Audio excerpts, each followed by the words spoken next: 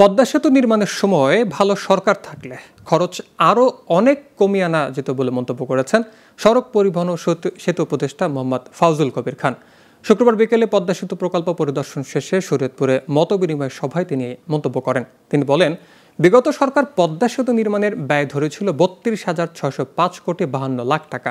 এর মধ্যে নির্মাণ ব্যয় কমিয়ে ৩০,৭৭০ কোটি ১৪ লাখ টাকায় নামিয়ে আনা হয়েছে।